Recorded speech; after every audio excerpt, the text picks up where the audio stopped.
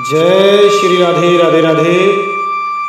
प्रिय बंधुओं, प्रिय साथियों, नित्य की भांति आज भी प्रश्न पूछा गया है और प्रश्न है कि बताइए जी, श्री राम जी ने सीता जी को वनवास दिया था, वह शाप किसने दिया सीता जी को जिसके कारण उसका वनवास हुआ, सीता जी का वनवास हुआ। और राम जी से जो कहा था, राम जी ने जिसके कारण सीता जी को निकाला था, वह धोबी, जिस धोबी के कहने से सीता जी को वनवास दिया था राम जी ने, वह धोबी पूर्व जन्म में कौन था और उस धोबी ने क्या शाप दिया था। तो साथियों, इस तरीके का ये प्रश्न पूछा है हमारे साथियों ने और हमारे साथी बड़े दिव्य हैं, धन्यवाद के पात्र हैं। और आप हमारे चैनल पर नए, सब्सक्राइब नहीं कर लिया तो अच्छी बात है और कर लीजिए, और मुझे लगता है सब्सक्राइब कर लिया होगा। चलते हैं साथियों आपके प्रश्न का उत्तर देने के लिए। तो साथियों, बात यहाँ से शुरुआत होती है कि राजा जनक जी मिथिलापुरी में निवास करते थे और उनका दूसरा नाम शीरध्वज था।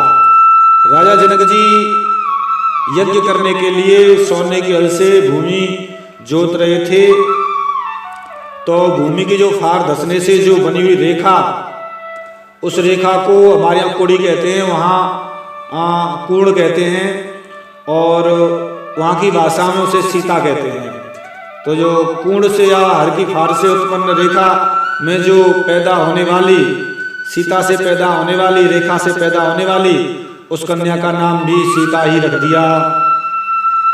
और बड़ी अच्छी तरह से जनक जी लालन पालन करने लगे।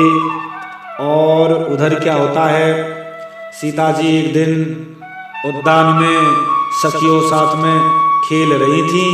उन्होंने एक वृक्ष पर दिव्य तोता तोती का जोड़ा बैठे हुए देखा, इतना सुंदर, और वो आदमी की भाषा बोलता था, इतना सुंदर, इतना बड़ा और इतना बढ़िया, ऐसी भाषा बोलने वाला।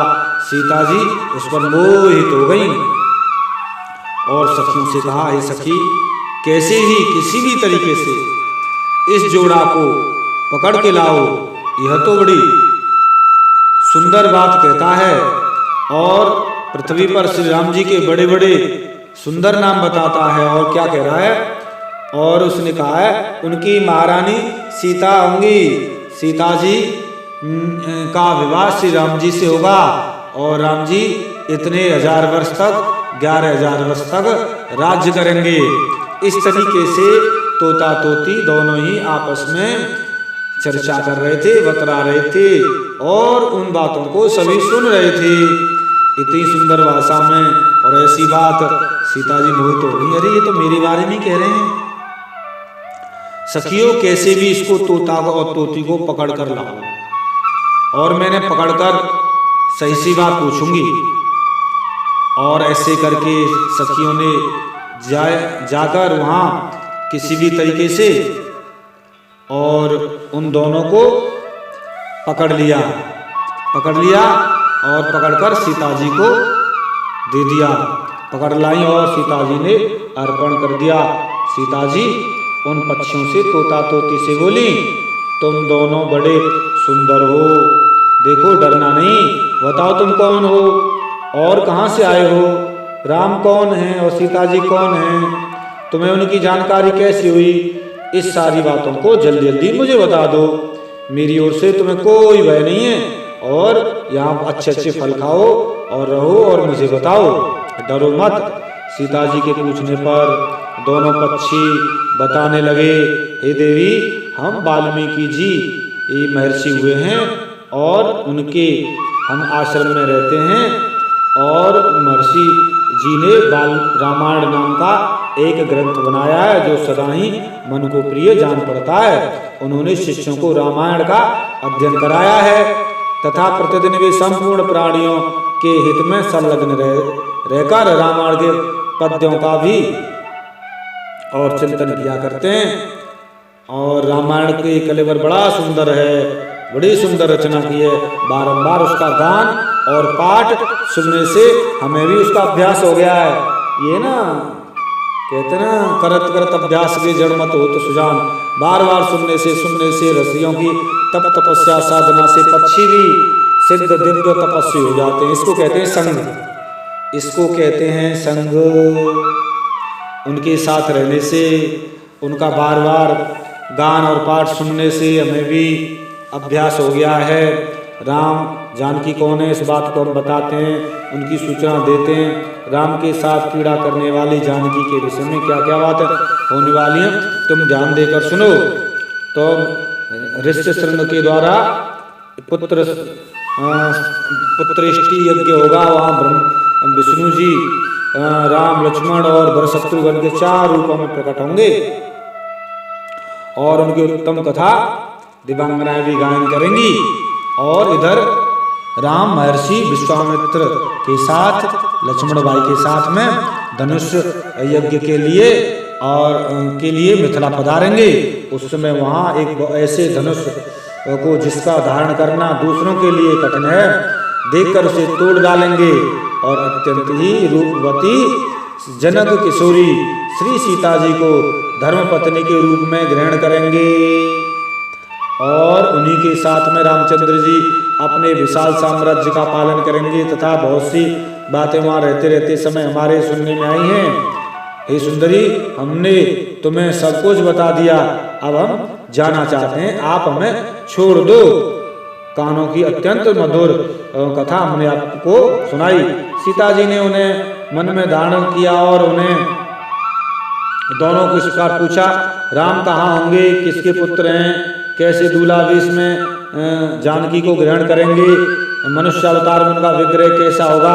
इस प्रश्न को सुनकर तोता तोती के मन में और जानने की कोशिश की। तोता तोती से ये सीता जी हैं उन्हें पहचान कर सामने आकर उनके चरणों में गिर पड़ी और बोली, रामचंद्र जी का सुख कमल कली के समान सुंदर होगा। हे सीता, तुमने बहुत कुछ पूछा अच्छा और हमने बहुत कुछ बता दिया है। हे सीता जी, आपके चरणों में नमन करते हैं। आप बहुत ही सुंदर हैं, बड़ी अच्छी हैं, दोनों में सुंदर और मिलने वाले दिव्य आनंद में भी रहेंगी आपके और रामचंद्र जी बहुत ही सुंदर होंगे। उनका वर्णन सुनो, उनकी भुजाएं बहुत सुंदर होंगी, रूप बहुत सुंदर होगा और वक्षस्थल चौड़ा सीना वत्स का चिन्ह होगा, बहुत ही दिव्य होंगे। उनके गुणों का वर्णन सीता जी कहाँ तक करें, बहुत लंबा गुणों का वर्णन है, इतना ही समझ लीजिए। और पक्षियों की बातें सुनकर जनक दुलारी श्री सीता जी अपने जन्म की ललित एवं मनोहर चर्चा करती हुई बोली, जिसे तुम लोग जानकी कह रहे हो वह जनक की पुत्री मैं ही तो हूँ। हाँ, अरे तुम ही हो। हाँ, वो जान गए मन की यही हैं जनक दुलारी, मेरे मन को लुभाने वाले श्री राम जब यहाँ आकर मुझे स्वीकार करेंगे तभी मैं तुम दोनों को छोड़ूंगी। अब वो तो छोड़ दे, कहते छोड़ दो, मैं जाने दो। सीता जी कहती हैं तभी छोड़ूंगी, अन्यथा नहीं। यही बात थोड़ी सी कथा की शुरुआत होती है साथियों, क्योंकि तुमने अपने वचनों से मेरे मन में लोभ उत्पन्न कर दिया है। अब तुम इच्छानुसार खेल करते हुए मेरे घर में सुखपूर्वक रहो, मीठे मीठे पदार्थ का भोजन करो। यह सुनकर तोती बोली, तोती ने जानकी से कहा, हे साध्वी, हम वन के पक्षी पेड़ों पर रहते हैं, सर्वत्र विचरण करते हैं, हम स्वतंत्र हैं, हम घर में सुख कैसे मिलेगा। और मैं गर्भिणी हूँ और अपने स्थान पर जाकर मैं बच्चे पैदा करूंगी और उसके बाद फिर तुम्हारे यहाँ आ जाऊंगी। अभी मुझे यहाँ मत रोको, मेरे बच्चे होंगे अभी। उसके बाद में ऐसा कहने पर सीता जी ने न छोड़ा। तब पति ने तब उसके तोता ने भी निवेदन किया, हे सीता जी आप बड़ी अच्छी, छोड़ दो इसको, छोड़ दो सीता जी, छोड़ दो मेरी सुंदरी वार्या को, छोड़ दो, इसे क्यों रख रही हो तुम। सुबने यह गर्भिणी है, सदा मेरे बस में बसी रहती है। जब यह बच्चों को जन्म देगी तब इसे लेकर फिर तुम्हारे पास आ जाऊंगा मैं। सीता जी ऐसा मत करो।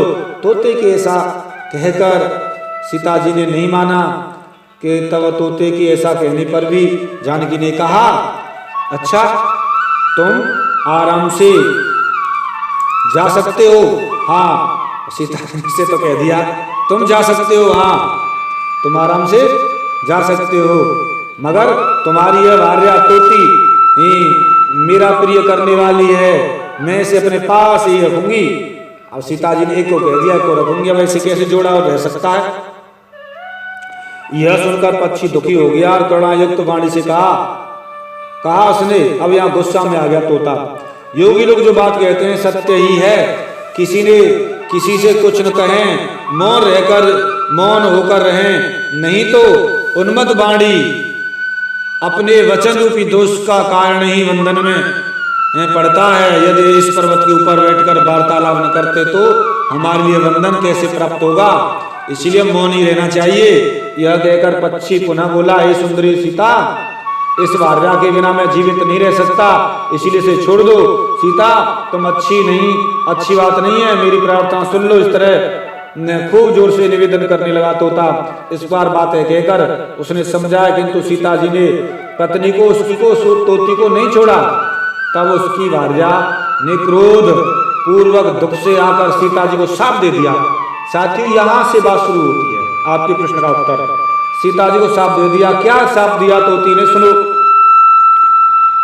जिस प्रकार तू मुझे इस समय अपने पति से, मेरे पति से विलग कर रही हो, जिस बार तू मुझे इस समय अपने पति से विलग कर रही हैं, वैसे ही मुझे स्वयं भी गर्भ की अवस्था में श्री राम जी से तुमको अलग होना पड़ेगा। उसने कहा कि जिस समय तुम मुझे गर्भिणी अवस्था में मुझे अपने पति से अलग कर रही हो, उसी प्रकार तुम्हें भी स्वयं भी गर्भ अवस्था में श्री राम जी से अलग होना पड़ेगा। जाओ, मैंने शाप दिया। यों कहकर पति वियोग में सुख के वियोग में शोक से उसके प्राण निकल गए। तोती मर गई। और कितना बड़ा हुआ कि तोती मर गई, उसके बच्चे भी उसके अंदर। लेकिन तोती ने जो शाप दिया कि जिस तरीके से मैं पति के वियोग में गर्भिणी अवस्था में प्राण छोड़ रही हूँ, उसी प्रकार तुम्हें भी गर्भिणी अवस्था में अपने पति से अलग वियोग होगा। इतना शाप देकर और वो प्राण छोड़ दिया, मर गई। तो यही शाप था साथियों कि सीता जी गर्भावस्था में और श्री राम जी ने उसको वाल्मीकि आश्रम में छुड़वा दिया था। इसी तोती का शाप था। इसी तोती के शाप के कारण सीता जी गर्भावस्था में और वाल्मीकि के आश्रम में रही, उनको वनवास दिया था राम जी ने। इसी तोती का शाप था वो, अन्यथा राम जी नहीं देते, जानते थे। उसने राम जी का स्मरण किया, पुनः राम का उच्चारण करते हुए प्राण त्याग दिया। तोती ने इसीलिए उसे ले जाने के लिए सुंदर विमान आया और वो भगवान के धाम को चली गई। इस समय और इधर क्या होता है, अब तोता को तो कह दिया था तुम चले जाओ। अब अपनी पत्नी की मृत्यु पर तोता बहुत ही दुखी हुआ।